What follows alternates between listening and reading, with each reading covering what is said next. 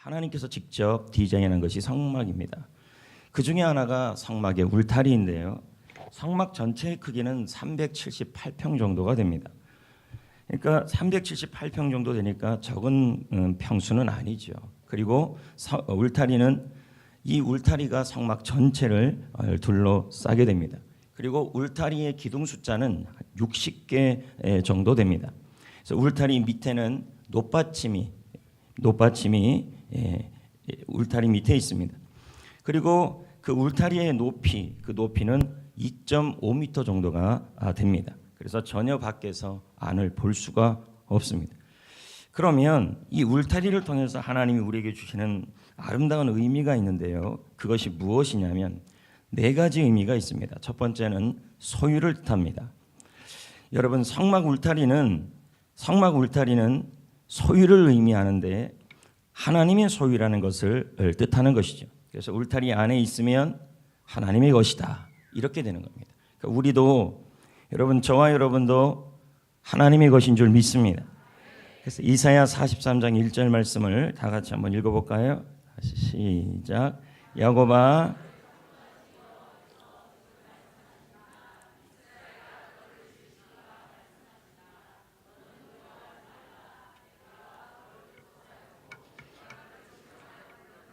너는 내 것이라. 성막 밖에는 하나님의 임재가 없습니다. 그래서 성막 안에는 하나님의 임재가 있는데 그 성막 울타리 안이 왜 그렇게 중요하냐면 이 안에 있는 모든 것은 하나님의 것이기 때문에 하나님의 소유라는 의미가 되는 거죠. 이와 마찬가지로 성도도 하나님의 것임을 말씀하고 있습니다. 여러분은 하나님의 소유이고 하나님의 것이기 때문에 때로는 우리 인생이 좋지 않은 모습이 보인다 할지라도 우리 하나님은 우리 인생을 얼마든지 되돌릴 수 있습니다. 룻은 모압 여자였습니다. 룻에 대한 이야기를 계속 좀 나눌 건데요. 모압 민족은 원래 어떤 민족이었냐면 소돔과 고모라에서 도망친 롯과 두 딸이 동침한 결과로 나온 후손이 바로 모압 한 민족을 이룹니다. 그런데 이 룻이 누구의 자손이냐 봤더니 이 모압 민족이었던 것입니다. 그래서 룻은 하나님의 기업까지 팔아먹은 가정으로 시집을 가게 되죠. 거기가 바로 나오미의 집이죠. 나오미의 입장에서 본다면 룻은 고맙기도 하지만 한편으로는 며느리 룻을 볼 때마다 속이 터졌습니다. 왜냐하면 나오미의 잘못된 선택의 결과가, 불순종의 결과가 룻이었기 때문입니다. 베들레헴을 떠나 이방으로 와서 얻은 며느리가 룻이었습니다. 그래서 룻은 나오미 입장에서 보면 참 감사한 존재였지만 또 다른 입장에서 본다면 불순종의 결과가 바로 룻이었습니다. 그러나 나오미가 미처 알지 못했던 것이 있었는데요. 그것은 잘못된 선택으로 엘리멜렉과 나오미 이 부부의 잘못된 선택으로 초토화가 된 이 나오미의 집안에 역전의 기회를 가져온 사람도 룻이었습니다. 하나님은 나오미의 가문을 다시 일으키시는 분이시라는 겁니다. 왜 그러냐면 실패하든 초토화가 되든 하나님의 소유이기 때문입니다. 하나님의 것이기 때문입니다. 우리도 마찬가지입니다. 우리의 가정이, 여러분의 삶 속이, 아니면 여러분의 건강이 하나님 보시기에 초토화가 된다 할지라도 우리 하나님은 여러분을 얼마든지 되돌릴 수 있는 분이시라는 것입니다. 왜냐하면 저와 여러분은 하나님의 것이기 때문입니다. 그런데 하나님이 움직이기 시작할 때가 언제였냐? 바로 룻의 선택 때부터였습니다. 룻이 나오미의 하나님을 선택했습니다. 룻은 나오미를 선택했습니다. 어머니를 선택했죠. 이때 불순종의 열매였던 룻이 불순종이 아니라 나오미와 엘리멜렉이 집안이 베들레헴을 버리고 하나님의 말씀을 버리고 떠났던 그 모습이 불순종이었는데 그러다가 며느리를 얻은 게 룻이었어요. 그러니까 잘못된 선택을 통해 얻은 사람이 룻입니다. 이스라엘 회중에도 들어갈 수 없었던 사람이 룻이었지만 하나님께서 이 잘못된 선택을 통해 맺었던 열매라 할지라도 이 룻이 축복의 통로가 되었다는 것이죠. 여러분, 저와 여러분은 하나님의 것인 줄 믿습니다. 그러므로 우리 가운데 일어나는 일들 중에서 하나님께서 되돌릴 수 없는 일은 없습니다.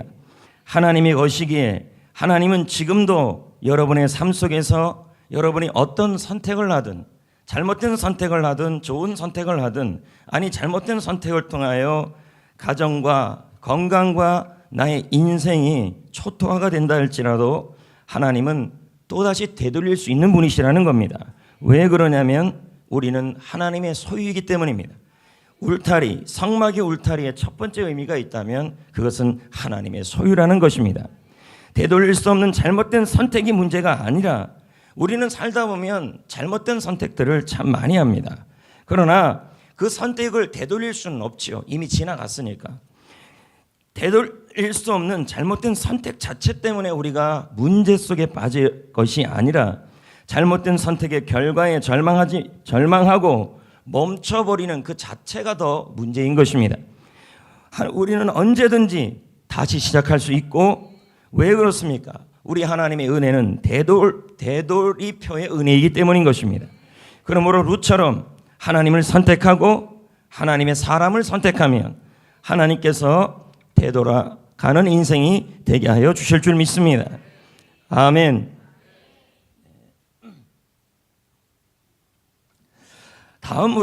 다음으로 이 성막의 울타리의 첫 번째 의미가 소유였지만, 자, 금요일 날에는 많이 적을 게 없습니다. 저를 그냥 보시고 은혜만 받으시면 좋겠어요. 자, 두 번째는 이 성막의 울타리의 두 번째 의미는, 아까 조금 전에 울타리는 울타리 안은 하나님의 것이라 그랬잖아요. 그래서 하나님이 하나님의 것이니까 이 울타리 안을 하나님이 어떻게 하실까요? 보호하실 것이라는 것입니다. 그래서 성막의 울타리의 두 번째 의미는 보호가 되는 것입니다. 시편 91편 10절 보겠습니다. 읽어봅니다. 시작.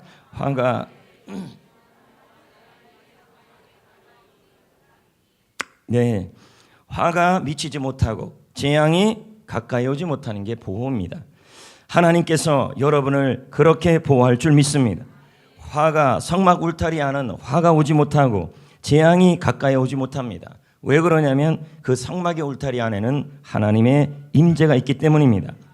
여러분도 마찬가지입니다. 여러분은 하나님의 것입니다. 그러므로 하나님이 여러분을 보호하실 것입니다.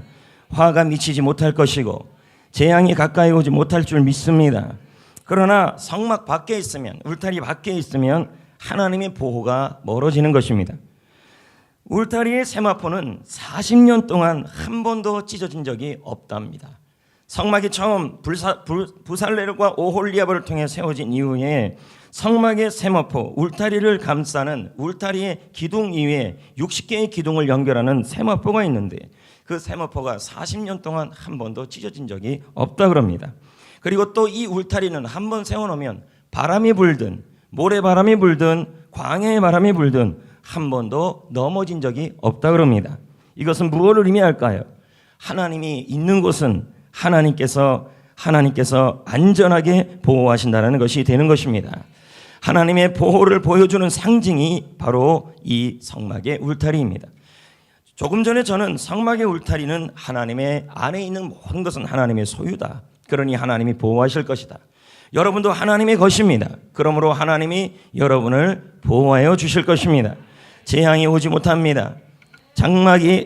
재앙이 오지 못할 것입니다.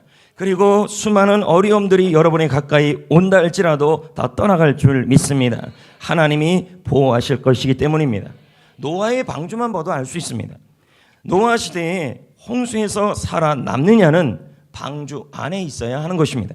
다른 조건은 필요 없습니다. 방주 밖에서 구제하고 방주 밖에서 섬겨도 소용이 없습니다. 방주 밖에서 착하게 살아도 소용이 없습니다. 방주 밖에서 복지 사역을 해도 소용이 없습니다. 홍수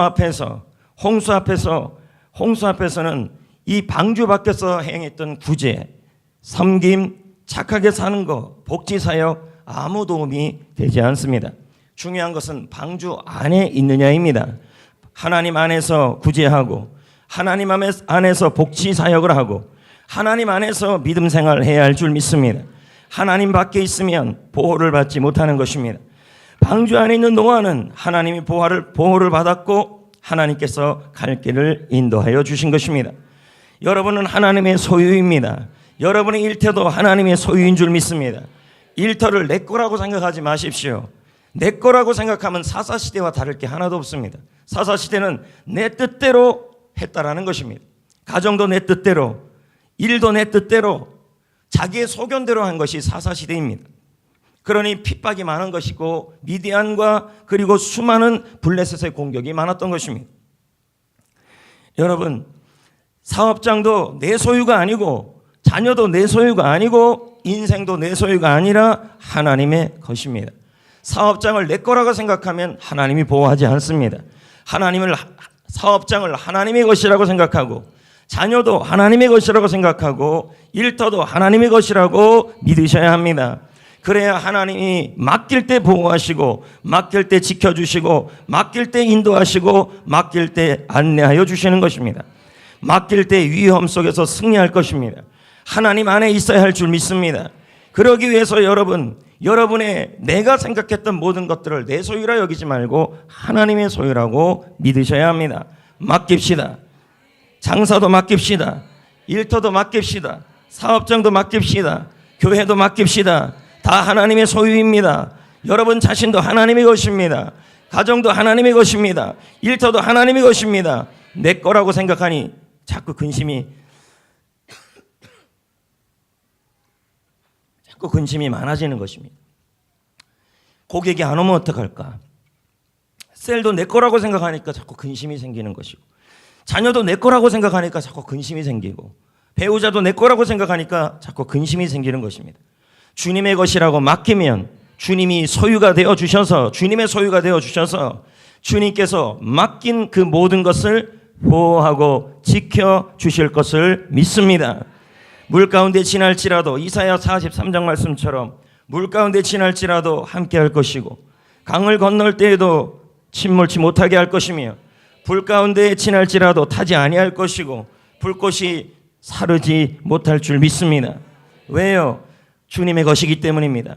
여러분, 분명히 우리도 주님의 것이고, 가정도 주님의 것이고, 인생도 주님의 것이고, 건강도 주님의 것이고, 자녀도 주님의 것이고, 장사도 주님의 것이고, 일터도 주님의 것입니다. 주님의 소유입니다. 그럴 때 주님이 주님의 것이라고 인정할 때 주님이 보호하여 주실 줄 믿습니다. 아멘, 아멘. 우리는 하나님의 소유입니다. 여러분도 하나님의 소유입니다. 건강도 하나님의 소유입니다. 일터도 하나님의 소유입니다. 사역도 하나님의 것인 것입니다. 그러므로 하나님이 보호하실 것입니다. 맡기셔야 할 줄 믿습니다. 룻기를 읽어보면 오르바와 룻의 선택이 나옵니다. 나오미는 시어머니입니다. 시어머니는 고향 베들레헴으로 가려고 합니다. 하지만 나오미가 돌아가려고 했던 베들레헴은 시어머니 입장에서는 빈털터리로 가는 것이고, 남편도 없고 아들도 없고 오직 며느리 룻과 함께 돌아가야 하는 것입니다. 그러니 얼마나 위험하겠습니까? 이때 나오미는 며느리 둘에게 말합니다. 너희들 살 길을 찾아가라. 새 출발해라. 나를 따라가면 위험하다. 나를 따라가면 빈털터리다. 나를 따라오면 너희들에게 유익이 없다. 너희들은 안전한 너희 집으로 친가로 돌아가라. 처가로 돌아가라. 어떻든 친정으로 돌아가라. 오르바는 이 나오미의 말을 듣고 처가로 돌아갑니다. 처가가 아니고 하여튼 그 집으로 갑니다. 자기네 집으로. 하지만 룻은 어머니를 따라갑니다. 굳은 결심을 하고 굳은 선택을 합니다. 룻은 한 번도 가지 못한 곳으로 갑니다. 마음 놓고 의지할 남편도 없습니다. 생계 문제를 해결할 방법도 없습니다. 룻은 아주 위험한 곳으로 가고 있는 것입니다. 그에게 남은 것은 나오미가 믿는 하나님밖에 없습니다. 룻은 이제 자신의 인생을 하나님의 사람 나오미, 하나님을 붙잡겠다는 나오미를 붙잡고, 그리고 나오미의 하나님, 그 하나님을 붙잡겠다라는 결단을 합니다. 이건 다른 말로 표현한다면 자신의 인생을, 하나님의 것이지만 자신의 인생을 다시 한번 하나님께 맡기는 것입니다. 내 인생은 하나님의 것이다. 내 인생은 하나님이 책임질 것이다. 여러분 그럴 때 하나님이 보호하시는 것입니다. 룻기 1장 16절 말씀, 유명한 말씀 아니겠습니까? 룻이 이르되 내게서 어머니를 떠나며 어머니를 따르지 말고 돌아가라 강권하지 마옵소서. 어머니가 가시는 곳에 나도 가고 어머니가 머무는 곳에 나도 머물겠나이다. 어머니의 백성이 나의 백성이 되고 어머니의 하나님이 나의 하나님이 되리라. 어머니가 죽는 곳 외에는 나도 거기 묻힐 것이라. 만일 내가 죽는 위에 어머니를 떠나면 하나님께서 벌을 내리시고 더 내리시기를 원한다. 여러분, 이 룻은 하나님을 선택했습니다. 자신의 인생을 하나님께 걸었습니다. 룻의 인생은 하나님의 것입니다. 룻의 인생은 하나님의 소유입니다. 아무리 하나님이 그렇게 얘기해도 오르바와 룻처럼 오르바는 하나님께 자신의 인생을 걸지 않았습니다. 룻은 자신의 인생을 하나님의 것이라고 모두 맡긴 것입니다. 그러면 하나님이 보호가 되어 주시는 것입니다. 룻은 하나님과 또 나오미에게 모든 것을 선택했습니다. 베들레헴으로 돌아가면 아무것도 없습니다. 빈털털입니다. 위험합니다. 그러나 룻은 자신의 인생을 하나님의 것이라고 믿고 하나님이 있었고 하나님의 사람 나오미를 선택했던 것입니다. 오르바와 룻의 차이가 뭘까요? 오르바는 룻이 보이지 않는 하나님 대신, 눈에 보이지 않는 하나님 대신 눈에 보이는 의지할 대상을 찾아간 것입니다. 영원한 하늘 비전보다, 영원한 하늘 가치보다 이 땅에 필요한 것만 찾아간 것입니다. 하지만 룻은 어떻습니까? 그는 안전지대를 택한 게 아닙니다. 사람에게 가면 안전하겠지요. 부모님께 돌아가면 안전하겠지요. 하나님이 있으면. 그러나 여러분, 룻은 하나님을 선택했습니다. 자신의 인생은 하나님의 것임을 다시 한번 인정하고 자신의 인생을 하나님께, 자신의 인생을 하나님의 것임을 인정하고 그리고 하나님을 붙잡았습니다. 그러나 룻이 가는 길은 위험한 곳입니다. 룻이 가는 것은 빈털터리 같은 곳입니다. 그러나 여러분, 아무리 안전한 곳이라도 하나님이 없으면 가장 위험한 곳이고 아무리 위험한 지대라도 하나님이 계시면 안전한 줄 믿습니다. 하나님의 사람이 있으면 아무리 부족해도 그 하나님의 사람이 빈털터리라 할지라도, 중요한 건 나오미가 하나님의 사람이 되었다는 거예요.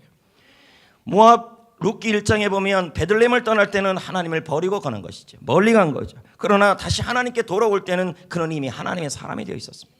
하나님의 사람이 되어 있다 할지라도 그는 빈털털이 없습니다. 그리고 자신의 인생을 향하여 쓰디쓴 인생이라고 표현했습니다. 나를 말하라 하라. 여러분, 자신을 말하라 하면서 빈털터리가 되어도 하나님께 돌아가는 사람은 하나님의 사람인 것입니다. 비록 그 하나님의 사람이 빈털터리고 쓰디쓴 인생을 갖고 있다 할지라도 여러분, 하나님의 사람, 믿음의 사람을 택하고 있으면, 아니 그 하나님의 사람이 있으면 아무리 빈털터리가 있는 곳에도 부족함이 없게 될 겁니다. 여러분은 누구 옆에 있느냐가 중요합니다. 사람도 마찬가지입니다. 요셉 옆에 있으면 축복을 받았습니다. 엘리야 옆에 있으면 기적을 경험했습니다. 그러나 사울 옆에 있으면 다 죽어가는 것입니다. 인생도 똑같습니다. 여러분, 사람의 사람, 세상적 사람, 불평하는 사람 옆에 있지 마시고 하나님의 사람 옆에 있으십시오.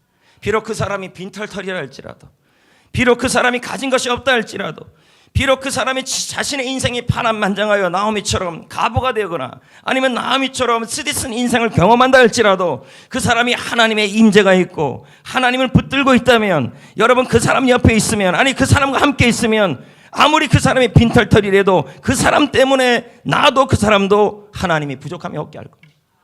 중요한 것은 빈털터리냐가 중요한 것이 아니라 그 사람이 하나님의 사람이냐가 중요한 줄 믿습니다. 할렐루야. 그러나 하나님이 없으면 안전지대라 할지라도 위험지대가 되는 것입니다. 여러분, 하나님은 살아계시지 않습니까? 하나님은 다스리는 분이 아니십니까? 중요한 것은 여러분, 지금 여러분의 인생이 룻처럼 아무것도 없냐, 아니면 나오미와 룻처럼 자신의 인생에 위험지대에 있느냐. 나의 일터가, 나의 사업장이, 제가 책은 한 권 읽어보니까요, 우리나라가 어떤 미국 학자가 그러더라고요. 우리나라 들어온 분이었는데 나중에 설교 시간에 얘기하겠지만, 자기가 선교사로 들어온 날부터 지금까지 한국 사람들이 했던 공통적인 얘기가 있다는 거죠. 먹고 살기 힘들다. 매년 똑같은 얘기를 하는 거죠. 먹고 살기 힘들다. 먹고 살기 힘들다. 먹고 살기 힘들다. 한국 사람들이 매년 하는 말이래요. 작년보다 더 힘들잖아요. 제가 봐도 그런 것 같아요. 누구를 만나고 성도를 만나고 뭐라 그래도 요즘 힘들지요. 먹고 살기 힘들지요. 근데 이 말이 자그마치 1910년부터 지금까지 똑같은 말이 매년. 미국에 있는 학자가 그 얘기를 해야 돼. 한국 사람을 보니까. 지금 여러분의 인생이 빈털털이냐, 지금 여러분의 인생이 파란만장하느냐, 그게 중요한 것이 아니라 중요한 것은 여러분의 인생은 하나님의 것이고, 그리고 여러분이 있는 것이 위험하고, 아니 여러분의 사업장이 위험하고, 여러분의 일터가 파란만장하고 어떻게 할지 모르는 빈털터리 같은 어려운 상황 속에 처해질다 할지라도 여러분의 인생이 하나님의 것임을 인정하시고, 또 여러분이 하나님의 사랑과 함께하고 있다면, 비록 그 사람이 여러분의 인생에 아무 유익이 없는, 쉽게 말하면 뭐 하나 사줄 수 없는 사람이라 할지라도 그 사람이 하나님의 사람이라면 그 사람과 함께하는 것이 가장 안전하다는 것이죠. 할렐루야. 여러분의 사업장도 주님의 것입니다. 여러분의 가정도 주님의 것입니다. 여러분의 인생도 주님의 것입니다. 여러분의 자녀도 주님의 것입니다. 건강도 주님의 것입니다. 아멘. 그리고 그것을 주님께 맡깁시다. 주님을 붙잡읍시다. 그러면 주님이 피난처가 되어 주실 겁니다. 보호자가 되어 줄 것입니다. 지금 여러분의 인생이 누구 때문에 안전하냐가 중요한 것이 아니라, 여러분의 상황이 한국 경제적 상황 때문에 불안전하고 빈털털이라는 것이 중요한 것이 아니라, 세가족 공부 간증문 보니까 공통적으로 하는 얘기예요. 리더들 들어온 분부터 10번 듣는 분까지 다 공통적. 1000번, 10,000번이라도 다시 들어야 되는 게 세가족 공부라는 거예요. 과거에 들어봤다고 그런 얘기 하지 마십시오. 20번 들어도 달라지는 게 세가족 공부입니다. 순종하셔야죠. 나 정도는 셀리라도 안 받아도 돼. 이건 순종이 아니죠. 들어오면 변화가 돼. 제 일과를 할 때 하나님의 창조와 그 변증적 증명을 했습니다. 그러면 그 하나님이 세상을 창조하시는 것을 제가 우주론적으로 다 증명을 해드렸습니다. 그렇다면 그분이 지금 우주를 다스리고 계십니다. 여러분의 인생도 다스리고 있는 거 아니겠습니까? 그분 안에 있는 게 제일 안전합니다.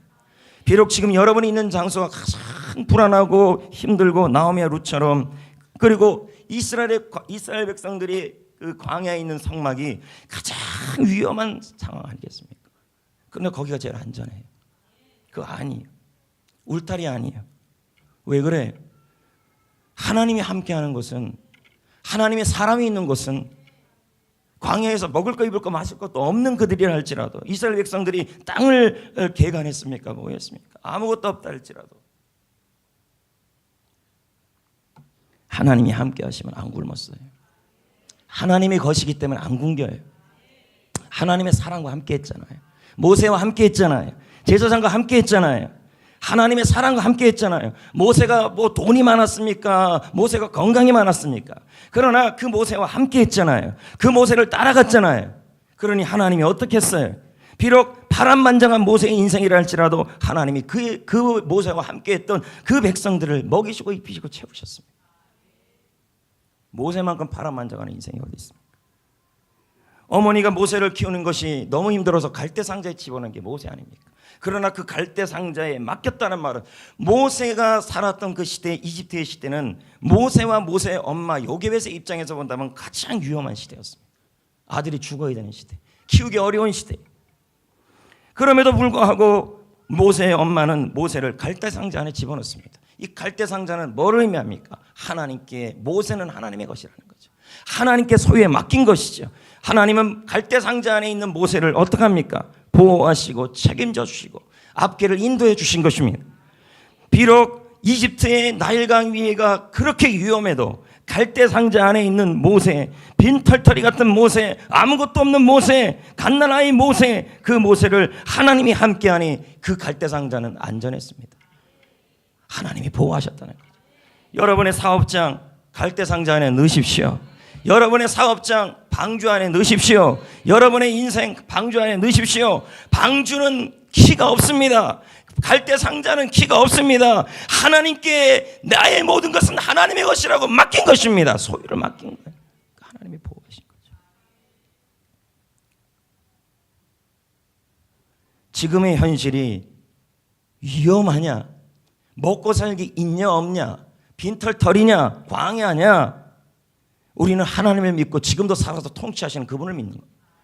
중요한 것은 광야에 있느냐, 아니면은 홍수 위에 있느냐, 아니면은 나일강 위에 있느냐, 아니면 베들레헴 빈털터리 같은 베들레헴으로 가느냐, 그게 중요한 것이 아니라 여러분의 인생을 소유하시고 통치하시는 그 하나님께 나의 인생을 맡기느냐입니다. 길을 하나님이 보호하시는 거죠.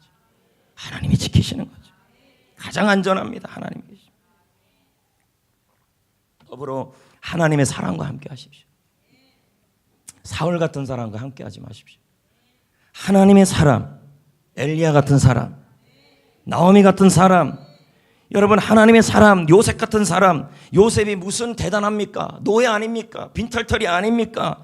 가장 초라한 사람 아닙니까? 그러나 하나님의 사람 아닙니까? 하나님이 함께하는 사람 아닙니까? 딱 봐서 저 사람은 하나님이 함께하는 사람이다. 요셉의 인생은 파란만장했습니다. 드라마 같은 인생입니다. 그럼에도 불구하고 요셉은 하나님이 함께하는 게 보였습니다. 그렇다면 그 하나님의 사람과 함께 하셔야 합니다.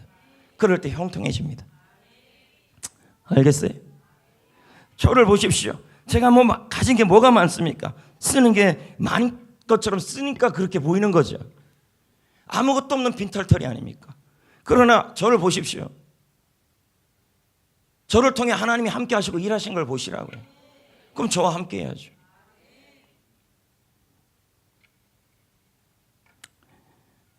아멘. 어디가 제일 안전합니까? 대통령 밑에 가서 안전합니까? 아니면 대궐 같은 집에 있어야 안전합니까? 아니죠. 여러분의 인생은 하나님의 것임을 인정하시고, 여러분의 인생과 여러분의 자녀와 여러분의 사역과 여러분의 모든 것들을, 건강까지도 방주에 태우시고 갈대상자에 태우십시오. 그래서 제가 제자훈련 때 이런 말을 했잖아요. 갈대상자와 방주는 똑같은 영어 단어다. ARK, 아크. 성경에서 유일하게 같은 단어 쓴 건 둘밖에 없다. 방주도 키가 없고 갈대상자도 키가 없다. 이건 다 하나님께 맡기겠다는 거죠. 하나님의 소유라는 거죠. 하나님께 맡길 때 하나님이 보호하시는 줄 믿습니다. 할렐루야, 할렐루야. 울타리 하나님, 우리는 하나님의 소유이고, 하나님의 소유라고 해서 내가 하나님의 소유라 그래서 말로만 그렇게 하는 것이 아니에요. 진심으로 사업장도, 일터도, 가정도 모두 하나님의 방주 안에, 갈대한 상자 안에 맡겨야 할 줄 믿습니다. 내 뜻대로 안 할 겁니다. 사업장도 내 뜻대로 안 할 거고, 인생도 내 뜻대로 안 할 겁니다. 자녀도 내 뜻대로 안 할 겁니다. 하나님의 뜻대로 맡길 겁니다. 그럴 때 하나님이 보호하시고 지키시고 인도하시고 그리고 공급하여 주시는 것입니다. 여러분, 성막 울타리 안에 이 성막 울타리 안에 또 하나의 의미가 있다면 세 번째 바로 공급입니다. 성막 안에 있는 분들은 하나님께서 다 먹이시고 입히셨습니다. 욥기 22장 18절 읽어봅시다.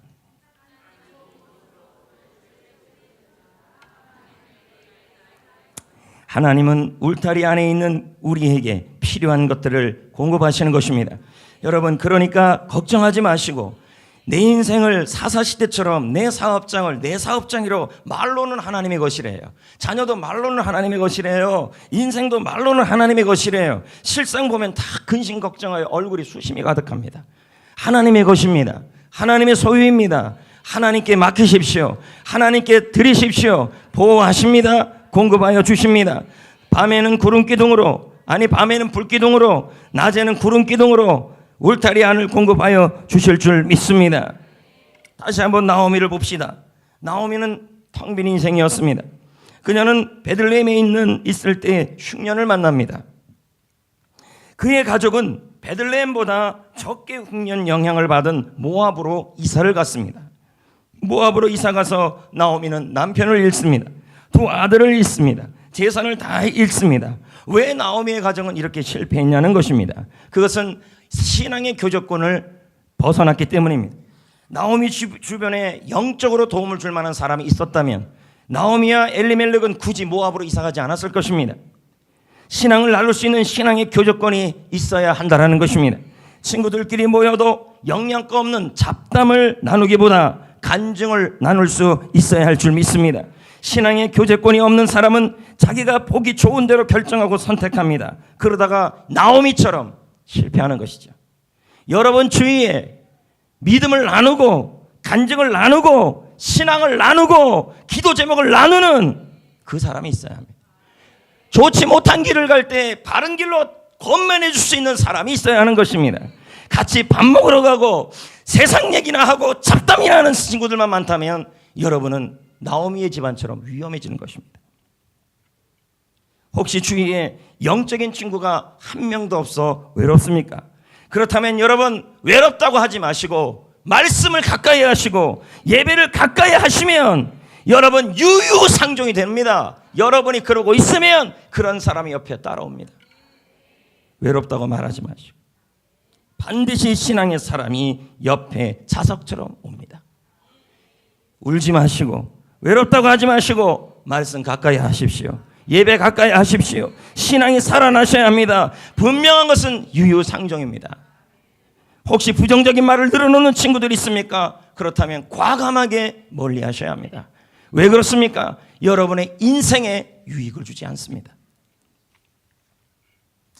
우리에게 이 나오미의 가정이 이렇게 무너진 것은 옆에서 나오미가 그런 결정을 내릴 때 권면해 주는 사람이 없었고 또 나오미 스스로도 신앙의 사람이 권면할 때 듣지를 않아요. 은혜가 있으면 와서 목사님이랑 상담하고 이 사업 어떻게 해야 좋을지 모르겠습니다.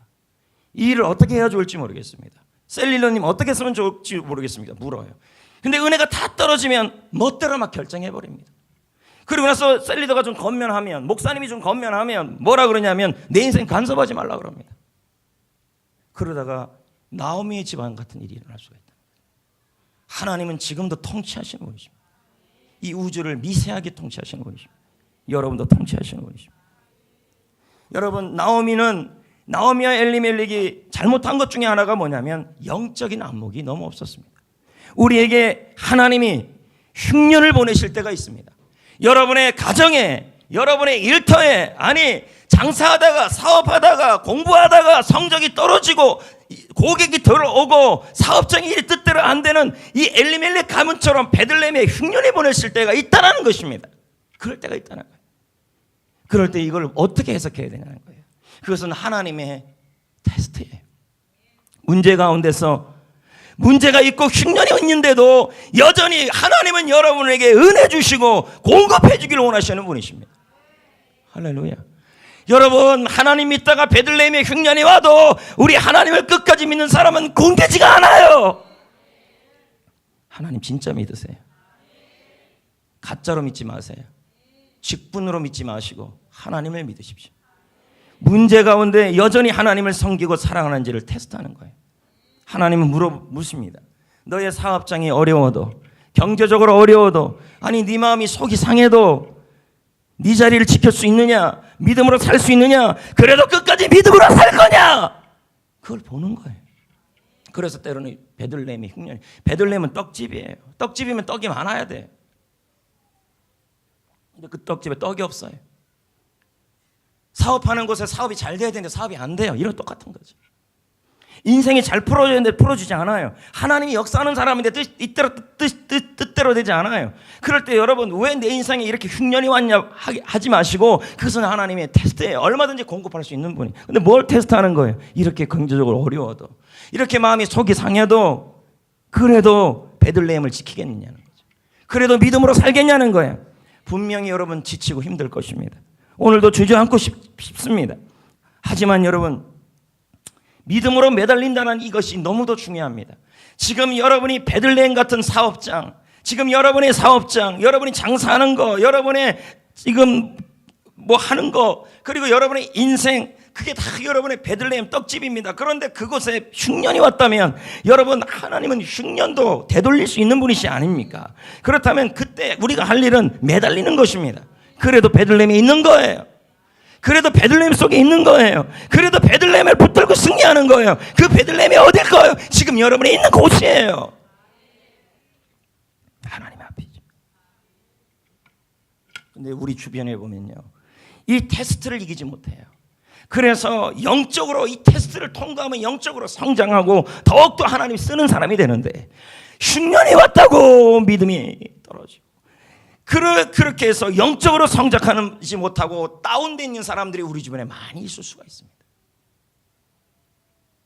제가 세가족 공부 간증문들, 햇빛고속 간증문들 보면서요, 공통적으로 느끼는 게 뭐냐면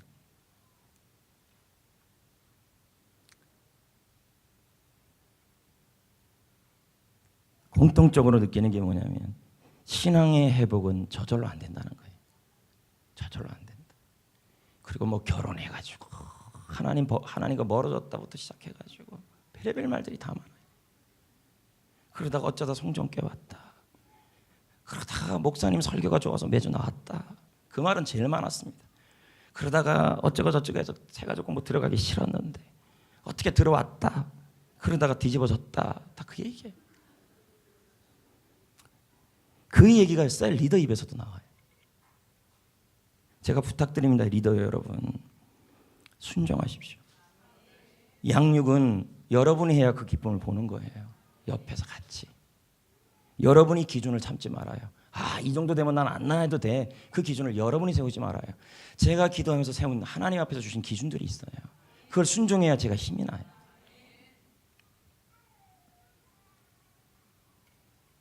그런데 이 나오미의 가정이 회복돼요. 공급돼요. 언제부터였습니까?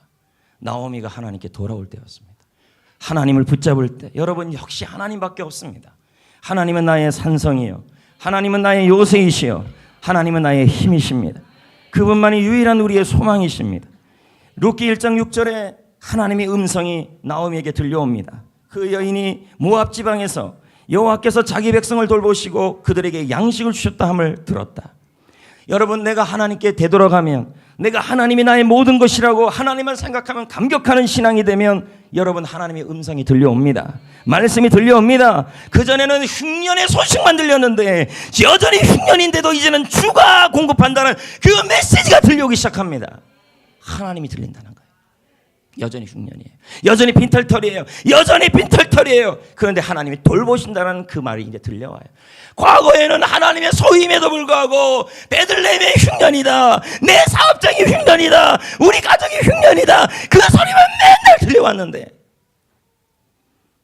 하나님이 나의 모든 것이 되니까, 내가 하나님께 돌아간다 그러니까, 내가 하나님을 붙잡는다 그러니까 이제 음성이 들려오는데 하나님이 나를 돌본다, 하나님이 자기 백성을 돌본다, 하나님이 그의 백성들에게 양식을 주신다, 공급하신다. 하나님의 것이기 때문에 공급하신다. 때가 되니 하나님이 공급하시더라는 거예요. 베들레헴에서 승부를 걸어야 합니다. 베들레헴이 흉년이 와도 거기서 승부를 걸어야 합니다. 오늘 이 자리에 매주마다 설교의 폭포수가 선포되는데 나는 그 말씀 속에 흉년을 경험해도 베들레헴에 있어야 돼요. 여러분, 베들레헴에. 그래야 하나님이 때가 되면 공급하는 거예요. 그리고 빨리 돌아와야 돼요. 탕자도 아버지 집에 돌아왔잖아요. 아버지 집에 돌아오자 어떤 일이 일어났어요? 회복이 시작됐고 공급이 시작됐어요. 보호가 시작됐어요. 돌아가지 않으면 회복이 안 돼요. 내 상황과 내 처지가 문제가 아니에요. 지금 빈털털이냐, 탕자처럼 빈털털이냐, 내가 지금 돼지 열매를 먹고 있느냐, 내가 지금 완전히 옷이 다 찢어졌느냐, 지금 내 마음이 다 뭉겨졌느냐, 그게 문제가 아니라는 거죠. 중요한 것은 하나님께 돌아가면 하나님께서 회복을 시작하시고 그리고 공급하여 주시고 하나님의 말씀이 들려옵니다. 그전에는 자꾸 흉년 소리만 자꾸 들려오는 거예요. 성전교회는 흉년이다, 은혜가 없다, 나는 힘들다, 남들은 다 은혜 받고 있는데 자기는 은혜를 못 받는다, 이런 얘기는 하고 있는 거죠.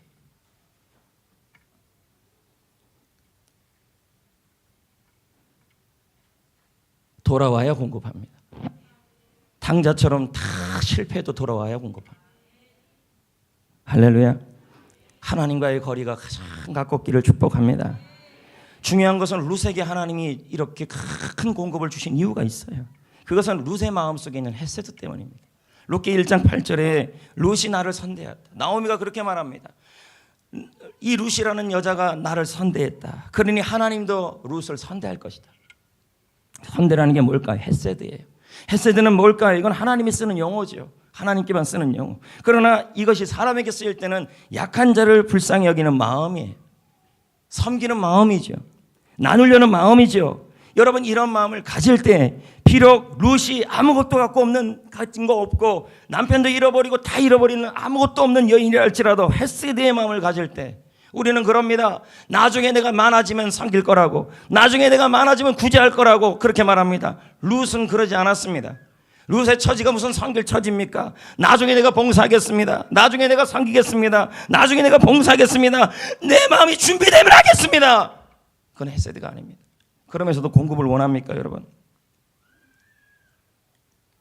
그건 아니죠.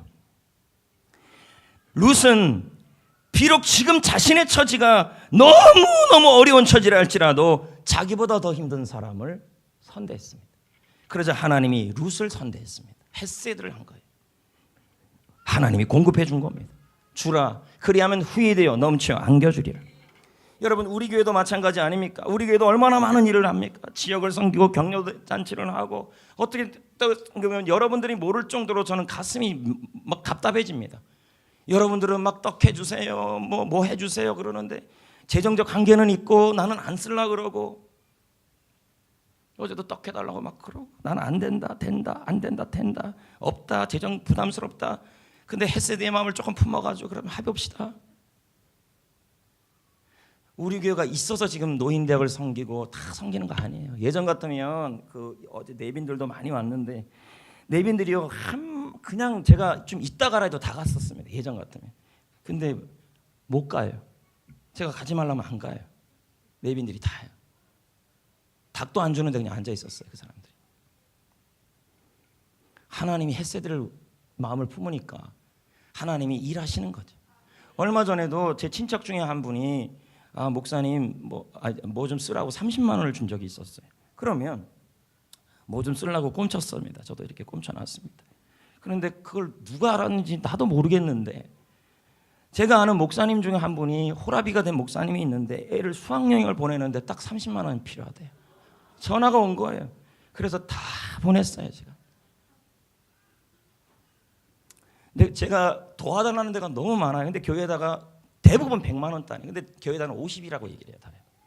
나머지 50이나 그 이상은 누가 낼까요? 제 돈입니다. 다요. 지금 현재 그렇습니다. 심옥에서 뭐 도와달라 그러면 이 정도만 청구하고 그러니까 진짜 제가 있는 게 아니에요. 나는 룻처럼 빈털털이에요. 근데 있는 거 깡그리 모아서 또 주는 거죠. 왜? 교회에다 부담 주고 싶지 않아서. 근데 조금씩 생겨요. 제가 그랬잖아요. 하나님이 나를 선대한다. 나누면 준다는 거예요. 그러니까 너무 여러분 스크루지 같이 살지 마세요. 오늘도 어떤 목사님 만났는데 잠깐 권준호 목사 성정교회 참 잘 섬긴다. 어느 교회 저 고림동의 어느 교회 고림제일교회는 아니에요. 그런데 그 교회는 아니에요. 고림이 어디 있는 교회 목사님한테 뭐 부탁하면 하나도 그 교회는 안 도와주는데 그냥 성정교회는 다 도와준다. 이게 선대하는 마음이에요. 그럴 때 우리 교회를 하나님이 더 채우시는 거죠. 할렐루야. 나눌 수 있어서 감사합니다. 선대하는 마음이 있어야 돼. 그러니까 여러분 예를 들면 어린이 수영장 할 때 아이스크림 좀 내세요 그러면 왜 맨날 나만 갖고 그래? 그러지 마시고 이미 어저께 다 얘기했어요. 그 시의원 도의원들한테 어떻게 잘 해보겠다 그러는데 근데 반만 믿어요 지금요. 진짜 줘야만 믿는 거예요. 나는 아이스크림을 이렇게 스스로 할 줄 알아야 된다는 거죠. 할렐루야. 문제는 목사님이 안 하고 하는 게 아니라 제가 항상 보세요. 제가 가장 앞장섭니다. 뭐 헌물할 때도 마찬가지예요. 여러분 보고 하라 그러지 않습니다. 제가 먼저 내고 더 많이 냅니다. 룻처럼 빈털털입니다. 근데도 해요. 하나님이 공급하시는 거죠. 분명히 성경은 말했습니다. 룻 네가 나를 선대했기 때문에 하나님도 너를 선대할 것이다. 그래서 룻이 빈털터리가 안 되잖아요. 여러분 성막은 누구나 들어올 수 있는 것입니다. 누구나. 그렇지 않습니까? 성막의 문은 동쪽에 하나가 나 있습니다. 길이가 25m고 높이가 10m입니다. 문이 엄청 큽니다. 이거 나중에도 성막 문 살펴볼 때 알겠지만요. 이 문이 크다는 말은 누구나 들어오라는 얘기죠. 누구나. 모든 사람은 다 들어오라. 이동업 사람도 들어오고 용인에 있는 사람도 들어오고 열방의 사람도 들어오고 우리가 할 일은 성막문으로 안내하는 것이지. 할렐루야. 여러분, 성막의 의미를 지금까지 나눴습니다. 우리는 하나님의 것이다. 근데 입술로만 그렇게 얘기하지 마시라는 거죠. 여러분의 베들레헴도, 사업장도, 인생도, 가정도, 건강도 다 주님의 것입니다. 여러분, 그리고 갈대상자 안에 넣어야 하나님이 보호하십니다. 여러분의 안전한 곳은 어딘지 아십니까? 흉년이 안전한 것이 아닙니다. 하나님이 없는 게 불안전한 것입니다. 위험한 것입니다. 하나님의 사랑과 가까이 하고, 비록 내가 지금 조금이라 할지라도, 내가 가진 것이 조금밖에 못 본다 할지라도 하나님과 함께하는 사람은 마음은 편합니다. 그리고 하나님이 공급하십니다. 할렐루야, 할렐루야. 여러분, 전도, 우린 전도, 아까 전도에 대한 얘기를 했습니다. 전도는 교회의 부흥을 위해 필요한 것이 아닙니다. 우리는 부흥을 위해 전도하자는 얘기를 너무 많이 하는데, 전도는 교회의 부흥을 위해 필요한 것이 아닙니다. 하나님 아버지의 잃어버린 영혼을 향한 포기하지 않는 그 마음에 순종하는 게 전도입니다. 누가복음 15장 7절, 죄인 한 사람이 회개하면 99으로 말미암아 기뻐하는 것보다 나는 더 기쁘다. 여러분, 이 말씀이 99명으로 인해 말미암는 기쁨이 적다는 게 아닙니다. 그 기쁨이 아무리 크다 할지라도 하나님의 마음에 빈자리가 있다면, 상실의 아픔, 그 아픔 한 명의 아픔이 있다면 99명의 기쁨으로 대신할 수 없다는 것입니다. 자식이 5명이 있습니다. 넷째를 잃어버렸습니다. 4명이 있다 그래도 1명을 잃어버리면 위로가 안 됩니다. 4명이 있어도요. 전 인류가 다 구원을 받는다 할지라도 하나님이 사랑하는 한 영혼이 돌아오지 않는다면 그 상실의 아픔은 하나님이 크다는 것이죠. 고린도전서 2장 16절 읽어봅시다. 시작. 누가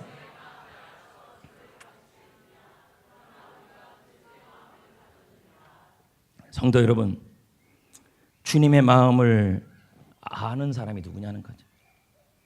많은 사람들이 필요할 때는 주님을 찾습니다. 그러나 결정적일 때는 우수수 떨어져 나갑니다. 하지만 끝까지 남는 사람은 누구일까요? 주님의 마음을 소유한 사람입니다. 아버지의 마음이죠. 주여 주여 하며 성경적 지식이 많아도 주님의 마음을 품지 못한다면 주님의 마음을 아프게 하는 것입니다. 새벽에 나와서 기도를 아무리 많이 해도 잃어버린 영혼에 대한 하나님의 마음이 없다면 주님의 마음을 아프게 하는 것이고, 주일 예배를 아무리 잘 나와도 하나님 아버지의 마음이 없다면 하나님의 마음을 아프게 하는 것입니다. 마태복음 18장 14절에 이렇게 말씀합니다. 읽어봅니다. 시작. 이와 같이 이 작은 자 중에 하나라도 잃은 것은 한 명이라도 찾아야 된다는 것이죠. 한 명이라도, 한 영혼이라도. 이제 해피코스는 마무리되고 이제 6월 첫 주에 또 VIP를 작정합니다. 열린 모임을 또 시작하겠죠. 제가 지난주에도 말씀드렸습니다. 셀마다 크로노스의 시간에 전심전력해야 게스트의 마음에 하나님이 개입합니다. 저절로는 하나님 역사하지 않습니다. 남셀 언니 게스트 나오는 거 보고 부러워하지 마시고 여러분도 전심전력을 하십시오. 그래야 하나님이 일하실 줄 믿습니다.